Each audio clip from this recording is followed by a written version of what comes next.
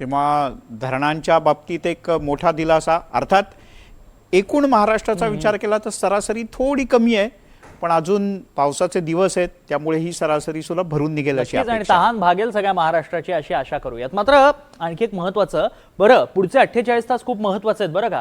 त्याची कारण आहेत, पाऊस तुफान बरसणार आहे आणि अलर्ट देखील जारी करण्यात आलाय. बघूयात कुठे कुठे. 24 जुलैला राज्यात पावसाचा जोर वाढण्याचा अंदाज वर्तवण्यात आला. त्यामुळे 24 जुलै म्हणजे उद्याचा दिवस महत्वाचा आहे. प्रामुख्याने पुणे घाट क्षेत्रासाठी रेड अलर्ट जारी करण्यात आलाय मंडळी. कोकण, पश्चिम घाट, उत्तर महाराष्ट्रात मुसळधार ते अतिमुसळधार पावसाचा अंदाज वर्तवण्यात आलाय. त्यामुळे जर तुम्ही बाहेर जाण्याचा विचार करत असाल तर काळजी घ्या, सावधता बाळगा. पालघर, रायगड, रत्नागिरी आणि नाशिकसाठी ऑरेंज अलर्ट आहे. पालघर, रायगड, रत्नागिरी, नाशिकमध्ये अतिवृष्टीची देखील शक्यता वर्तवण्यात आली आहे.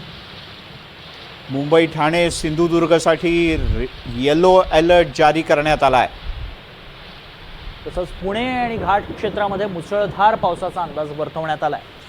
त्यातही प्रामुख्यानं नाशिकमध्ये तन्मय, त्याआधी ही एक अपडेट बघूयात. सातारा घाट परिसरात मुसळधार ते अतिमुसळधार पावसाचा अंदाज आहे.